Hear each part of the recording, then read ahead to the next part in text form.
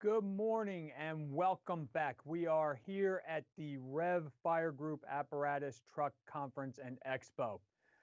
My name is Chris McClune. I will be your host for today. And before we jump into our other guests, I just wanted to quickly go through what's in store for you today at the REV Fire Group Apparatus Conference and Expo. First of all, right now this week we are highlighting the KME brand. Today we're going to have 2 truck walkarounds, and that's what you're here for right now. We're going to look at a 103-foot KME Tuff Truck, as well as a custom pumper delivered to the Pittston Fire Department in Pennsylvania. Right after this, first of all, we encourage you to ask as many questions as you want. There's a ask a question box on the screen in front of you. Please ask the questions there. We'll get to as many as we can during the Q&A today, but if you can't, immediately following this, there is an opportunity for you to meet with REV representatives in the REV showroom. So log into the portal or go back into the portal, visit the showroom, ask any questions of REV representatives there. That will go from 11 to 1. At 1 o'clock today, don't forget, this expo features FDIC powered education. And today our class is called Proven Truck Tactics That Might Surprise You. So that's from 1 to 2. And then following that, another opportunity to meet up with REV personnel at REV showroom meetings. So now I would like to introduce our guest today. First of all, from our expert side of the equation, we have Chief Brian Brown, retired Chief Brian Brown. He was in charge of fleet services for South Metro Colorado Fire Rescue. From KME, first we have Jason Baylor. He is a sales application engineer for KME. We have Brian Connolly, Director of Sales for KME. We have Alyssa McGlone, Director of Marketing for the REV Fire Group. And we have Mike Vernig here today, who is the Vice President of Sales with the REV Fire Group. Mike, I wanted to throw it over to you. I know you have a few words you'd like to say before each truck walk around.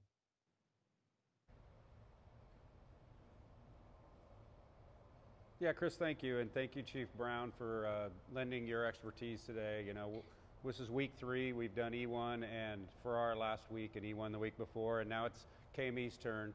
You know, what's exciting about this is to celebrate the DNA of these companies. You know, every one of these businesses that we have has their own specific DNA and their own customer base. And so this is just a great opportunity for us to highlight that, and we're very excited to get started and show you what we have to offer. Without any further ado, let's roll the 103-foot Tuff Truck. Don't forget that as we roll this, if you have any questions, please don't hesitate to type them into your Ask a Question window.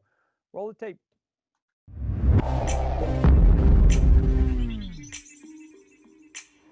Hi, welcome to day 1 of the REV Truck Expo. My name is Jason Baylor with KME Fire Apparatus. Thank you for your interest. I'd like to take a couple minutes of our time and go through the features and benefits of our 103-foot Tuff Truck design. The truck is built on a KME severe service chassis. A benefit of this vehicle is its narrow width. Even with that 96-inch wide cab, we are still able to package a X12 500 horsepower engine. The interior of the Tuff Truck cab is our new improved cab dash. It gives you a driver operator a longer, wider panel for controls for him to access during operation. You'll see that everything from the park brake, pump shift, and transmission are all on one easy accessible panel that's also easily viewed by the driver while driving, so he can do everything he needs to right from that screen. It is a multiplex screen. In this truck, you see the option for the 2 screens, one on the driver's side and one on the officer's side. We do also feature traditional switches that you can see either on the driver's overhead or officer's overhead, or wherever the department sees fit to put, if they don't have to access critical things through the touch screen. The dash of the vehicle is available with either traditional gauges or the advanced gauge display that you see in this current truck. The Tuff Truck was designed for a lot of the Northeast, tight streets, tight alleys, small stations. So we really paid attention to the maneuverability of the apparatus. The pump house is designed to keep the wheelbase minimal Also, this is packaging currently a 1500 GPM hail pump. It is available up to a 2000 GPM pump. One thing that's impressive along with this is a 650 gallon water tank. So a lot of departments that may be choosing to run this vehicle out first day or first out during the day gives the ability of still having large amounts of water on the vehicle, 650 gallons in this case, and still pre-connects and things that can function as engine operations. This truck as it sits right now is just over 38 feet long. The wheelbase is at 227 inches. Reduced overhang on this truck is 140 inches from the center of the tandem to the back of the truck, which improves maneuverability and reduces the tail swing of the apparatus. Even with this 96-inch wide configuration, we still have over 250 square feet of compartment volume on this apparatus. So today's fans and saws that are available for the fire department to use on truck operations are getting larger, take up more room. So we have full height, full depth compartmentation available in all of these configurations. One thing that's built into every rear mount ladder that KME designs is the ability to package many ground ladders. We will tout the ability to package ISO ground ladders on all of our apparatus. So 2-section 35s are never a problem. The body is designed around holding that. Currently we have 2 35s, a 28, a 16 and 18, and also a 14-foot attic ladder and a 10-foot folding with a variation of pike poles. So you have the ability to gain some ISO points with the apparatus as well, but also a lot of flexibility for ground ladders for fire ground operations. The KME 103 Tuff Truck has a narrow jack stance of only 12 foot. So currently this truck is fully jacked. Basically this jack will only come out roughly 3 foot on each side of the vehicle. You can see we have integrated lights into the jack beam itself. They turn from amber when they're not fully jacked to when they are fully jacked to green. It does have the ability for short jack. So in the event you're in a narrow alley or some tight configuration with other apparatus in the scene, you can short jack this to just basically a 10-foot jack stance. So you can tell a lot of that attention to detail was made so we can make sure that this apparatus would be able to be put into operation regardless of the scene or where it was asked to do that. A lot of people talk to us about a single axle configuration versus a tandem axle configuration. And you can see with our wheelbase being at 227, like I mentioned before, maneuverability is not really that critical on this tandem axle, but it allows us that we kept the strength of our aerial device. When you look at the base section or the handrail section of our aerial device, we have 70% more steel in the base section, 50% more in the handrail section. So that really incorporates a lot of strength in the design. And with that, we didn't want to sacrifice anything by going to a single axle configuration. This version of the 103-foot Tuff Truck has our advanced aerial control system. So you can see it has a very large 10-inch screen. A lot of information is on that screen from the way the truck is set up. It'll show you if you're fully jacked, the angle, the grade of the truck. Any information as far as operation of the apparatus will show up on the screen that has full cabin body avoidance. It'll tell you on that screen if you enter into any of those zones. You'll see cradle alignment, rung alignment, things of that nature will all be integrated right into that main screen. So one thing I really want to draw your attention to here is our load chart. The benefit to the load chart for the end user is basically where all the information from any manufacturer must be given. A lot of things you're going to notice on here is this has a 500-pound tip load, wet or dry, regardless of any position. This truck is not going to stop you from any area from extending to, regardless of your angle or degree. You always have that 500-pound tip load from -7 to +80, whether it's fully extended or fully retracted. Also, the ability of our storefront blitz option. We still have a 250-pound tip load while doing storefront blitz. So this is a great place to get a lot of information, even as you're trying to collect data from other manufacturers. This is the tall tale sign of where the truth actually comes out of how the aerial can operate. One thing I had mentioned earlier about a KME aerial was not sacrificing any strength or weight to get down to a single axle configuration. Every aerial that we manufacture is made from 100,000 PSI steel, and besides the yield strength, which means a lot to a lot of engineers and things like that, but to the end user, when you see an aerial in configuration like this or in setup like this, you'll take notice that there isn't a lot of twist in the aerial device. It's solid. Even when you actually move on to the ladder or get off the ladder, you can see there isn't a lot of droop. The ladder stays very straight. So as you're transitioning off a roof or onto a roof, you don't have to worry about the aerial raising a couple feet and not having the ability to get back on the truck. So all that strength has never been sacrificed in any of our aerial designs. And that's why we are proud to offer this 103-foot Tuff Truck to the fire industry today. Thank you very much for your time, and look forward to talking to you more.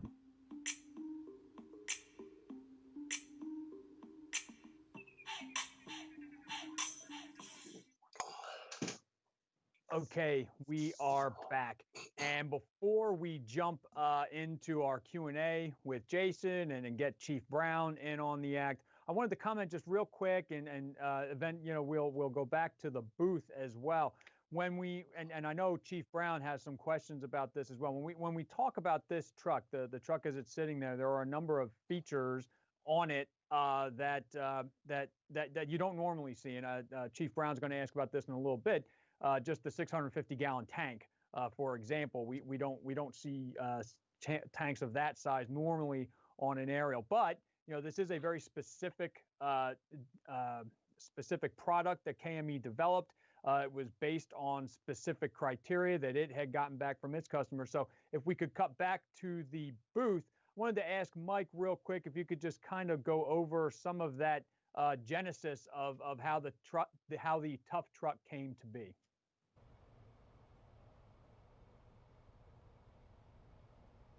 Yeah, so when we saw the industry was moving towards smaller aerials with 100-foot reach, and you noticed that people were going to single axle, but they were limited with how much water they could carry and how much equipment they could put on, we challenged the KME engineering team to shorten the truck, but keep the toughness and the heavy-duty KME DNA into it.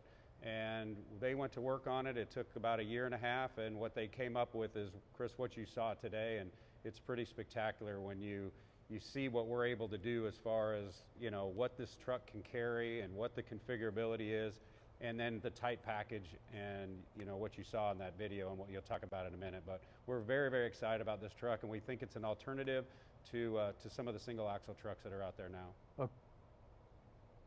Okay. As we get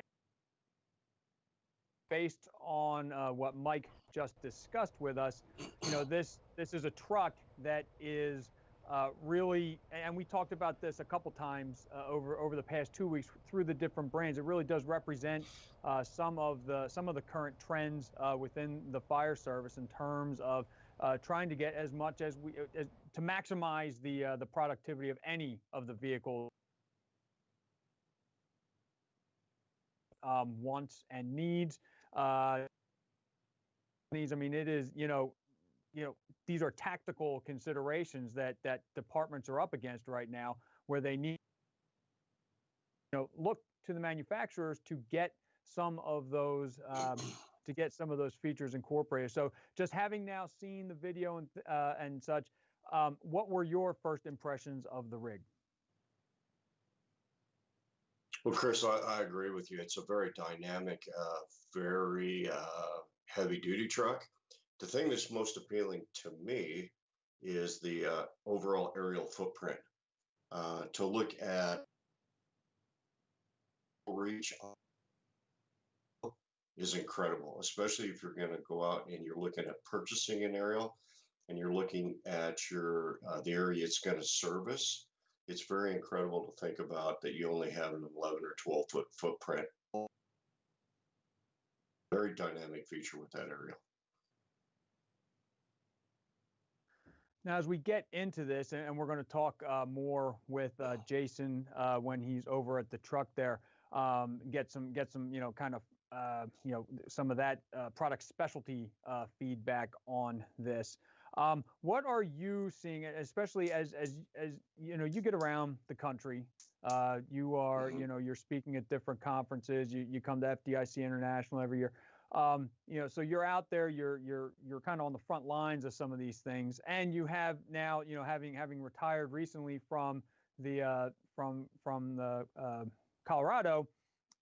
You now are also on a consultancy side. What are you seeing a number of your customers asking for in their aerials? And when we talk about, and we'll get into this with Jason in a few, when we talk about that 650-gallon tank, for example, there's a lot of engineering that has to go into getting a tank of that size on a truck like this. So there are certain challenges that customers are facing. So what are some of the challenges that you see in the work you're doing around the country right now, in terms of, it doesn't only have to be aerials, it could be, the other trucks that you see being spec'd out these days? Chris, one of the biggest questions that comes up, especially when you look at 650 gallons of water on an aerial device, is how much does that truck weigh? What's the overall GVW, the gross vehicle weight rating of that truck? That's one of the biggest challenges, and that would raise a lot of red flags. However, what you have to think about is that truck truly going to be fully loaded in its lifetime? Probably not.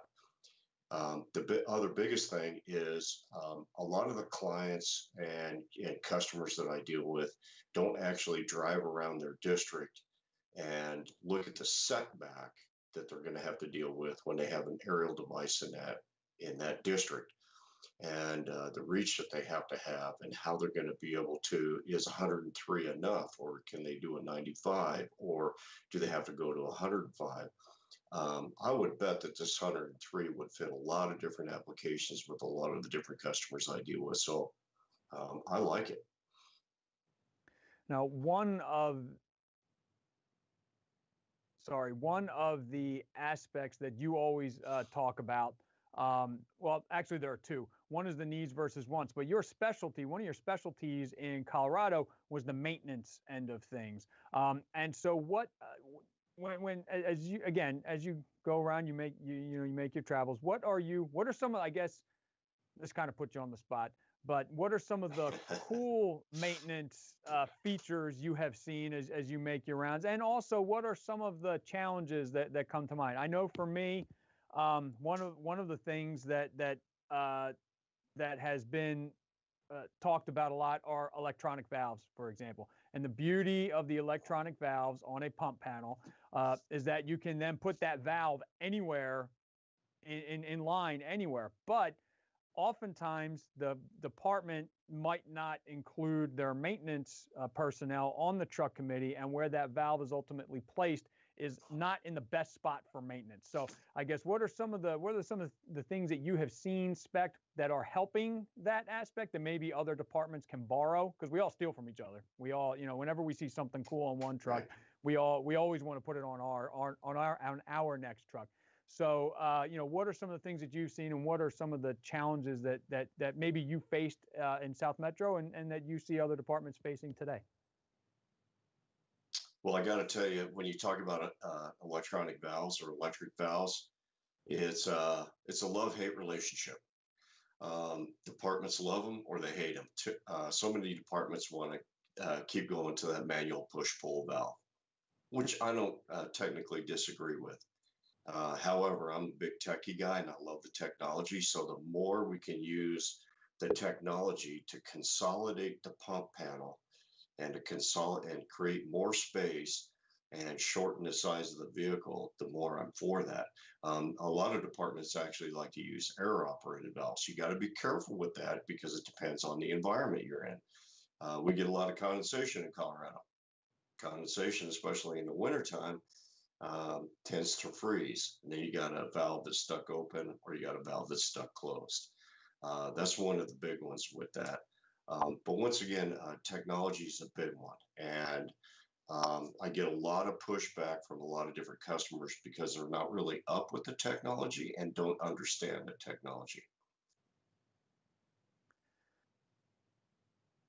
I have seen you speak about this, and I believe that you have also written about this. So before we cut over to Jason, who is now ready at the truck, just talk real quick for me about needs versus wants. I know this is something that you have discussed on numerous occasions, and just very quickly, just do that since we've got Jason on the hook now.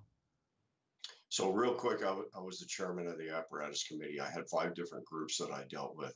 So I had a pumper group, aerial group, wildland group, EMS group, and a specialty group.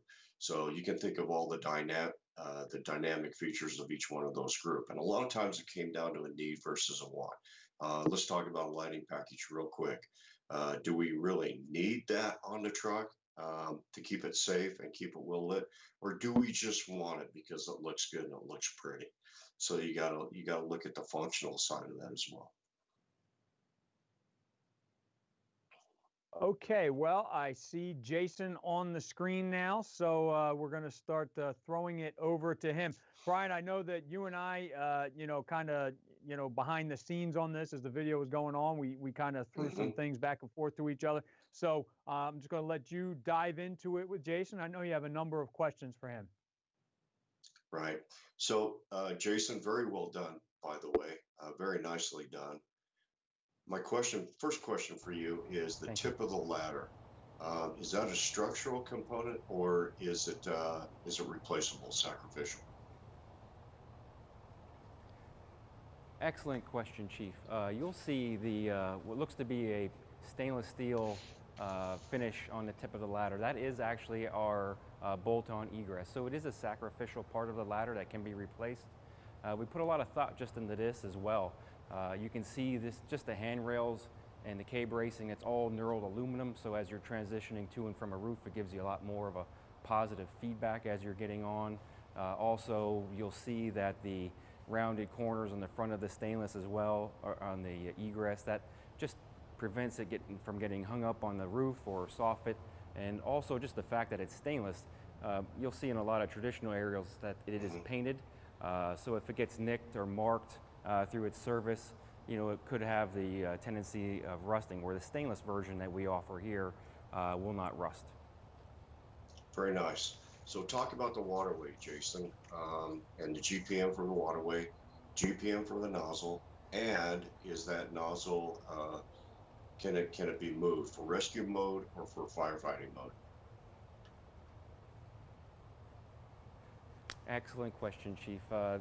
All of the family of ladders for a KME have a waterway that's rated for 1500 GPM. It's just more water on the scene gives us the flexibility for firefighters to use it. So you'll take notice, we go above and beyond that traditional 1000 GPM flow.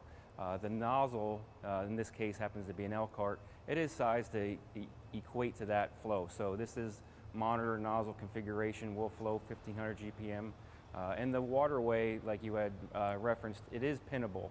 There is an electronic transfer switch at the tip of the ladder that'll allow this monitor to either be pinned to the outer fly section or the tip of the ladder.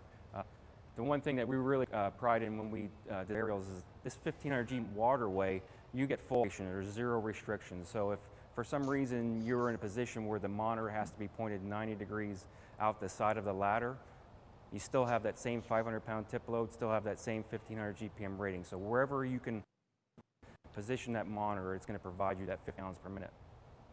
So Jason, let's say I show up on scene, I'm going to deploy the ladder and make it fully operational. How much time does that typically take?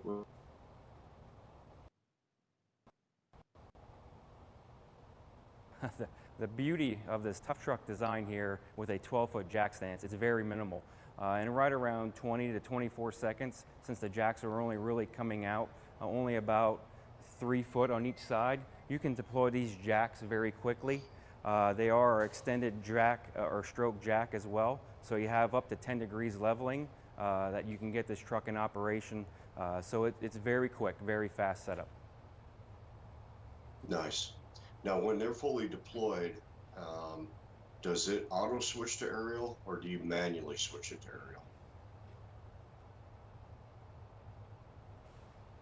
This is an automatic system. So if we take a walk to the back of the vehicle here, you'll see our jack controls. This is going to be a control on each side of the apparatus. So you can see there's an out and down control for each jack. When they're illuminated, they start off red. When the jack comes out, it turns green. Same with down pressure. So once all 4 jacks, once you get this truck set up level and operational, you can access your level here. all these will be satisfied green. And you're going to see on the switch pad a ladder power switch. So that's signifying you that electronic transfer has happened. Before you even leave the ground to go up to the turntable, you know that the truck is set up properly and you'll have the ability to get the aerial out of the cradle. Okay, I'm going to switch it up on you here. Since you're standing there, it looks like you got a camera on the upper part of the truck right there. And I got to tell you, in my department, there's a lot of backing accidents, especially with aerials. So talk about the camera system on this truck. This has a 360-degree camera, so it's very impressive.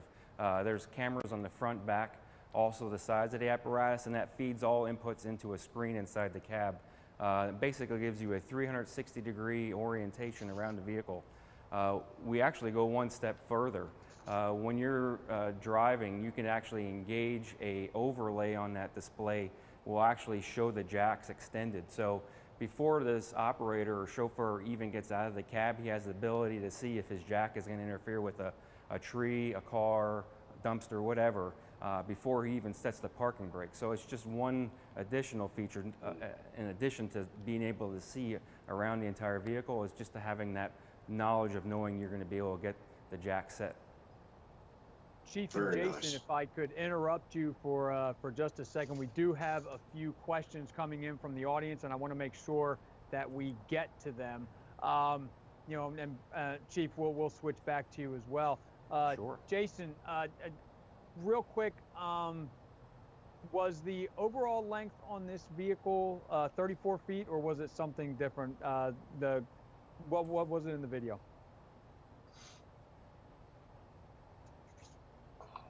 This truck, as it sits right here, is going to be right around 38 feet. Again, we do offer this configuration in a dry truck configuration, so we can actually get an integrated compartment in the front of the body, which would eliminate the pump house, and we could get the truck down even shorter if we needed to. It would actually get the wheelbase even down to just over 200 inches. And again, even if it would be without a pump and tank, this is all flexible for us. So if wheelbase and maneuverability was key, we can make this as short, just like we had talked about, or you can have a larger compartment with transverse storage in place of this pump house as well. Okay, and we talked a bit about, you mentioned in the video that this has the, I believe it's the advanced aerial control system. Yes, advanced aerial controls. A couple of questions on that. First of all, are those advanced aerial controls standard or optional? And with them, can you get a remote control?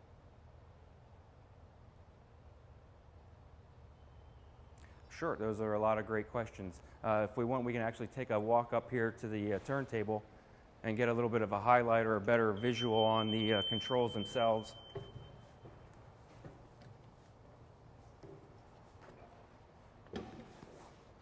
While we get... So to start answering your questions while we're getting the camera in position here, no problem. The advanced controls are basically our standard or our base for the electric controls. So you'll see on the turntable here, the advanced control system comes with like a 10-inch touch screen. You'll have the ability here to get all of your information from the apparatus. So you'll have a real-time tip load, so as your aerial moves, it'll show where you can have additional weight distributed through the aerial device. It'll give you a brief snapshot of how the truck is set up. A lot of indicators also, like your cradle alignment, rung alignment, all that is displayed through here. Another nice feature is on the bottom right, you're going to see is a display from J1939. So that gives you the ability up here to give input from just what's going on in the chassis, fuel level, things like that. Also, when you're flowing water, everything is integrated into the screen. You're going to get the total flow. It also has a totalizer, pressure. Everything is displayed right through here as well. You have the ability also to integrate our maintenance manual right through this as well. So when you're back at the station and you're trying to reference what needs to be done maintenance-wise, you can get that right through this touch screen. As far as a remote control to offer the aerial, it's not something we have done at KME yet, just as a safety concern, making sure you can actually see the aerial in motion as you're operating it. So at this point, it's not something we offered. But as far as the electric controls, you know, we offer that full electric over hydraulic. And there is a lot of customers that don't necessarily want that electric over hydraulic, so we do also offer just straight hydraulic controls on the aerial device as well. So if people aren't comfortable with that electric over hydraulic, we try and be adaptive and meet everybody's needs. Okay, and just one more before we let you get down off of there. This comes in, and then we'll switch over to the next video. We talked a lot over the past 2 weeks, Ferrara and E1. We talked a lot about the SAM system. And is the SAM pump control system available on the Tuff Truck?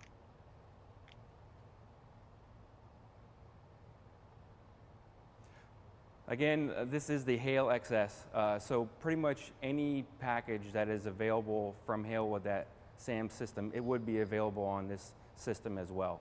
So it pretty much would marry over here to an aerial family at any of the KME aerials as well.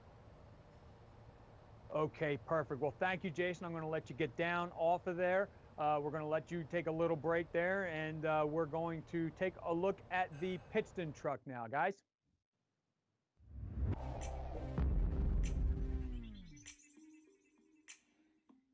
Hi, welcome back to the second of our walkarounds here at KME.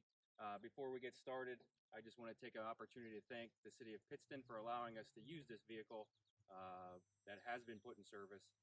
Pittston has been gracious enough to let us use it. They are a combination paid volunteer department pretty much in the backyard of our main facility where we manufacture the trucks in Nesquehoning, Pennsylvania. So again, thank you for the opportunity to showcase your truck. This engine that we're about to take a look at is a Predator Panther chassis, 100-inch wide cab. The engine is a 450 horsepower Cummins engine married up to an Allison EVS 3000 transmission. Being a custom manufacturer really gives us the flexibility to custom design an apparatus for a fire department. You'll take notice here, instead of a traditional canopy window, the department decided to add EMS compartments to each side of the cab. Very popular option today. Gives the ability to access equipment, maybe EMS bags, things that are utilized quick from the cab. There is typically access both on the inside and the outside of the apparatus. In the back of the truck here, you're going to see the engine enclosure is shortened up. And that's because our Predator Panther chassis allows for a Cummins 450 horsepower engine, which really maximizes the room, allows us to tailor that engine enclosure around that engine and transmission, giving us the most versatile and maximize the space for the firefighters. The seats themselves are USSC seats, and in those seats are the IMI Smart Dock SCBA restraint. It's a no cable, no release. It's basically just sit and pull and allows the SCBA to release from the seat. On a lot of city trucks, a lot of them are built for higher wear, higher volume use. You'll take notice we have some rubber style fenderettes, which is a very popular option on a lot of city rigs. Also, you'll take notice here in the pump panel, it is a Line-X coated high protection panel coating that will allow for lifetime use of protection of that panel. And you'll also see along the bottom of the apparatus, it carries a consistent design with a poly rub rail, which gives a little bit more better protection as you're trying to drive down tight city streets. You don't have to worry about bright polished rub rails. These will be a little bit more durable. The pump configuration that the City of Pittston chose for engine 4 is a 2000 GPM Hale QMax pump.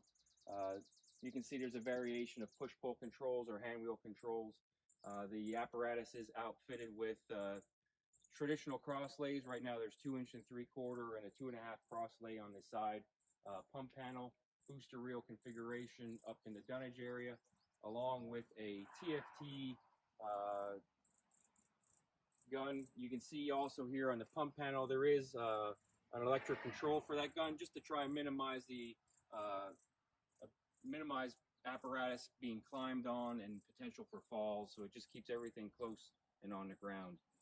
In addition to the discharges that you see here, there is also 4 hose bed discharges that we'll see in a little bit, 2 inch and 3/4 and then 2 additional 2.5 discharges off the back.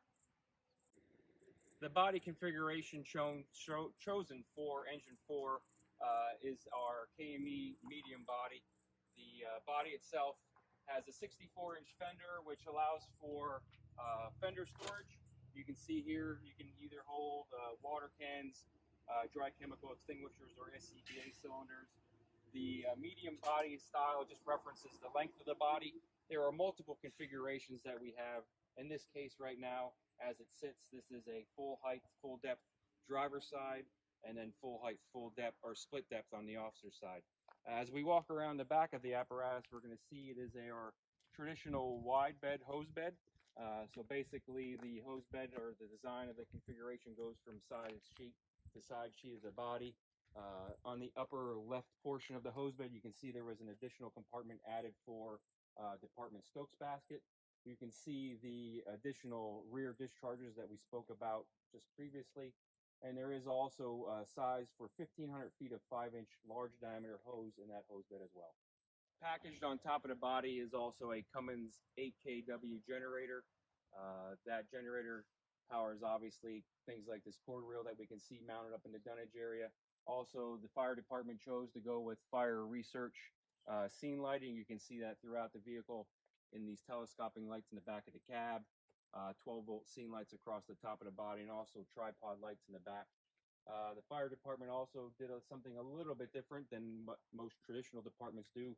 You'll see the Zone A upper NFPA warning light is covered by a federal warning light package, and the lower portion, again, to meet NFPA, is all Whelen. So again, upper all federal package, lower all Whelen. You can see that we also packaged all the warning lights recessed in that front bumper. Again, just trying to minimize how wide, or the stance of that vehicle, maybe protect the lights when they're trying to go down narrow streets.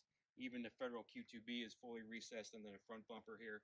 The front bumper is a short bumper, only 7 or 10 inches deep, allows for just a shorter overall length. And you can see it also provides opportunities for mounting equipment on the front bumper. To key in on safety and innovation, you can see the city of Pittston here actually chose to go with a backlit handrail. In this case, they are backlit red. Just allows for operators, as they're getting on and off the apparatus, to see the handrail. Compartment integrated into their design. You can see a mid-turn signal light that they added to the rear of the cab. On top of that as well, you'll see here on the fenderette, we remote located all of the quarter turn drains for the air tank system.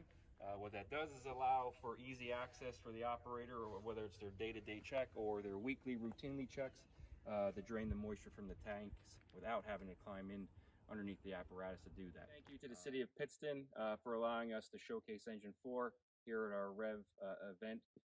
This is going to wrap up our tours for day 1 here. Looking forward to hearing some of your questions and talking with you a little bit later in the day.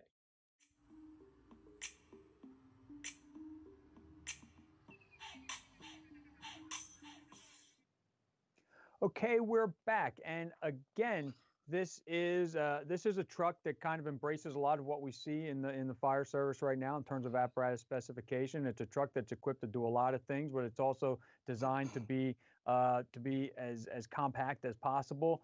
Pittston, my wife grew up about 45 minutes from there, so I'm a little familiar with the area. It's one of those old type northeast mid-Atlantic type cities. So, you know, there's a lot of features built into that, and we'll get into that with Brian in just a minute here. But Chief Brown, what are your general impressions of the truck, having seen the video now? I like the overall impression. It's very short, very dynamic, very durable truck. I like the fact that they use the poly for the rub rails and the rubber fenderettes. I can't tell you how many of those we've actually replaced and or taken off.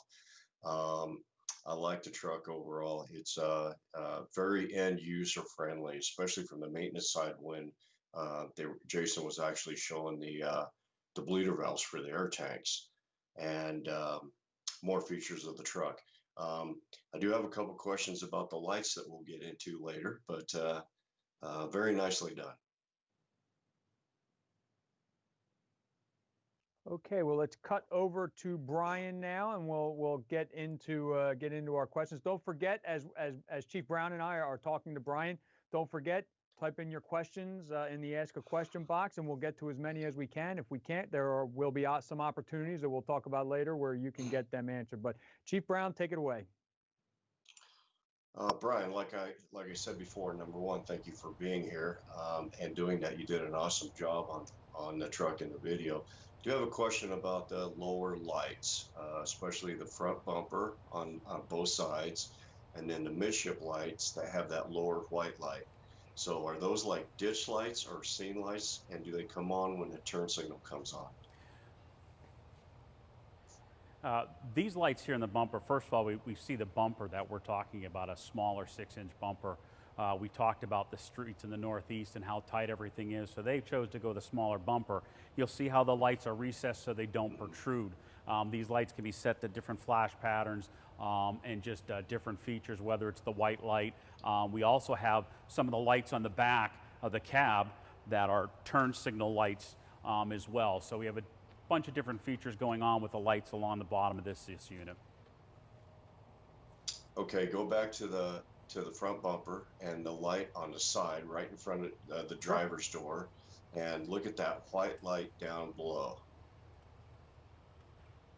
So the white light down integrated with this light is, again, you can program it to different flash features. You can set it for different spot features and whatnot. There are also lights underneath the truck for step lights and lighting around the perimeter beside what you can do with these lights. Very nice. Very nice. The hose bed walkway. I know NFPA kind of changed that, okay, that it needs to be illuminated now. So is it reflective, or do you have a choice to actually have it illuminated?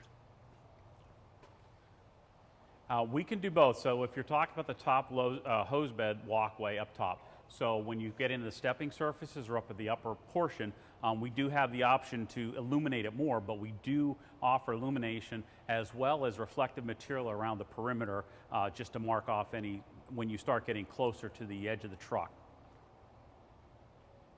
Very nice. When Jason was talking about the EMS compartments, I know a lot of departments, and we did it the same. We use those for EMS compartments, but it appears that a lot of them are actually using that for SCBA and PPE storage as well.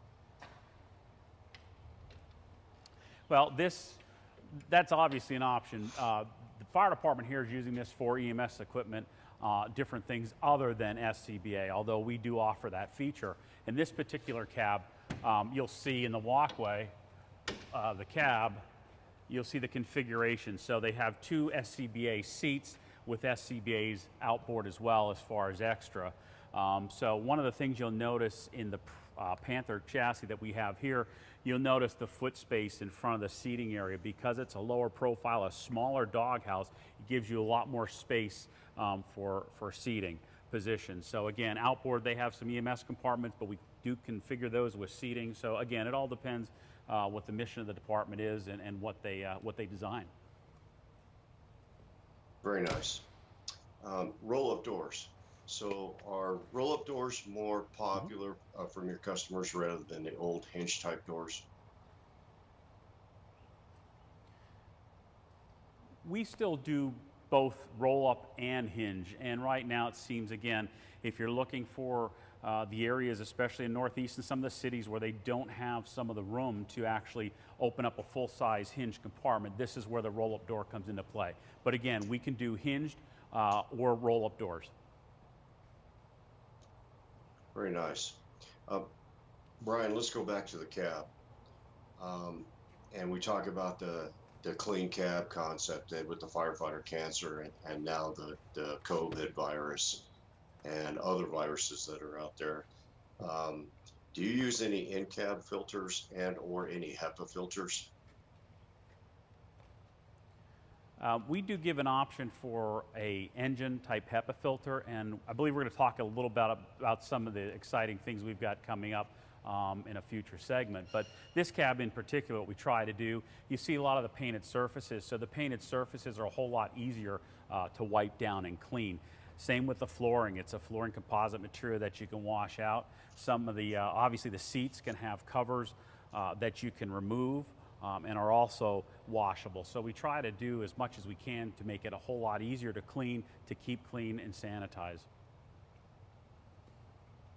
Now, Brian, as we let you kind of save your voice for a second, I wanted to make our way back over to the booth. You mentioned some exciting things that are going to be coming up regarding that clean cab concept and some of the things that REV might have in the pipeline.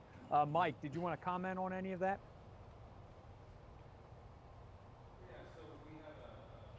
So we have a show coming up on the 18th of this month where we're going to feature REV technologies, and because we own bus companies that do transit buses and we also own the ambulance companies that we own, we're very in tune to not just clean cab, which is what's been asked about in every one of these episodes, but we're looking more to go to like a sterile cab type environment. So we've been working on some exclusive products that we are going to have available across all of our brands to be able to address this COVID situation that we have now, as well as the HEPA filters and getting the carcinogens out of the cabs. And we just feel like we need to focus on firefighter safety, and we need to focus on keeping our firefighters safe when they're transferring in our trucks. So we've got some things coming up, and we hope it comes back on the 18th. Great. Well, I would like to cut back to Brian now. We gave him his rest. He's not totally off the hook just yet.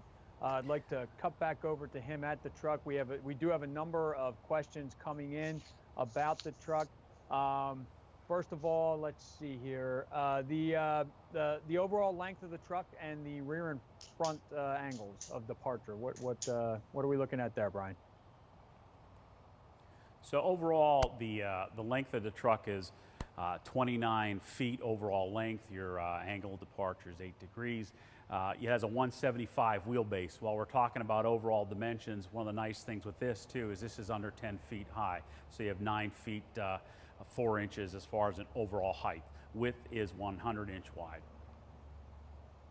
Okay, let's see. Could you move back to that compartment with the rescue tools in it? That rear compartment there. Sure. We have a question about that. Just a little bit. Could you talk a bit about the storage system for those tools? Yeah, one of the things, obviously, that departments look at, we help out all the time, is how to lay out your compartments the best that you can to utilize the space that you can.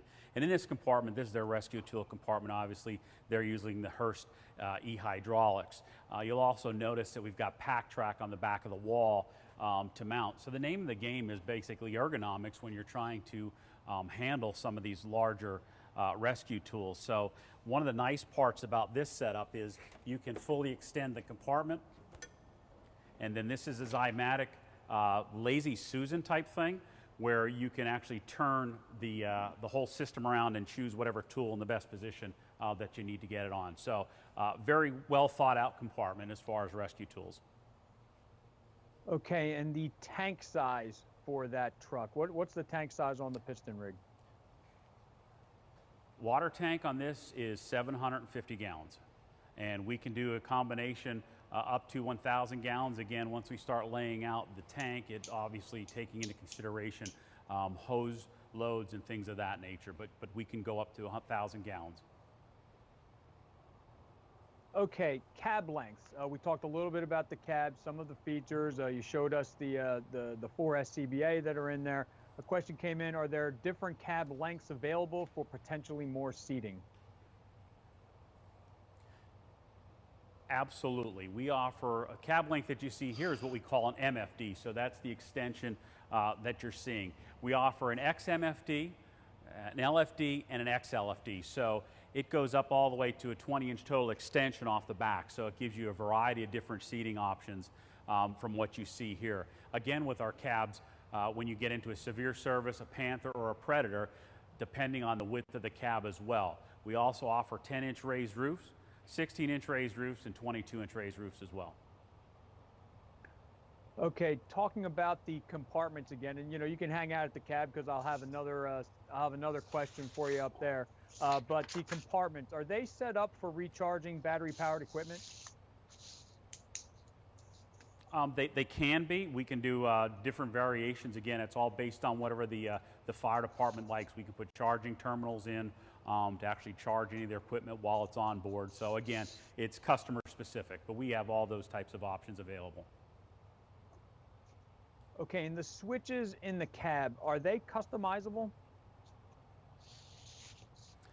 The switching in our cabs are customizable. I mean, we have a set layout that we like to use, but you can see up through that you can customize as far as what position each one of those switches are. So we also have the multiplex available as well. We don't use a proprietary multiplex. This has a class 1 system in it. So yes, you can go back and lay out your switches.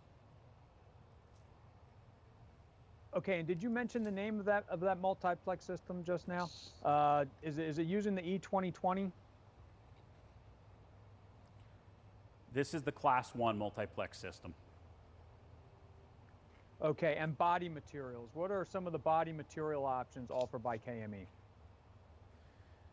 Body material options for KME, 3/16 aluminum. We do stainless steel offerings, and we also offer a galvanneal steel option for a body. Okay, and before we let you go, Brian, I wanted to head back over to Chief Brown, see if he had any follow-up questions for you before we get everybody ready for some of the showroom meetings. Chief? I do have one question, Brian. Let's talk about the frame, because you talked about the galvanneal steel. Do you guys have a galvanneal coating or galvanized coating on the frame for corrosion? We do offer that option. We offer the galvanized frame rails. We do offer painted frame rails as well. So we do have those options for any type of corrosion prevention. Very nice, thank you. Okay, great. Well, that brings us just about to the end of our hour here this morning for our two truck walk-arounds. Got a little tongue-tied there. I'd like to thank our guest here, Chief Brian Brown. I'd like to also thank our speakers today, Jason and Brian, for taking us around those trucks. Again, if you haven't had an opportunity to have a question answered, go to the REV showroom after, and we will do our best to get your question answered. In a minute, I'm going to cut back over to the booth for some parting words from the REV folks. But I also did just want to remind everybody once again, from 1 o'clock to 2 o'clock today, FDIC powered education. We're going to be talking about proven truck tactics that might surprise you. Given all the aerial trucks we've seen this week, that's a pretty appropriate class, I think. So make sure you return. Just log back in, go to revtruckexpo.com, log in. Add it to your schedule, and and you'll be able to watch the live stream for that. Wanted to cut back to the booth now to Mike and Alyssa, see if there are any parting words from Mike or Alyssa for the folks, for our visitors and our attendees today.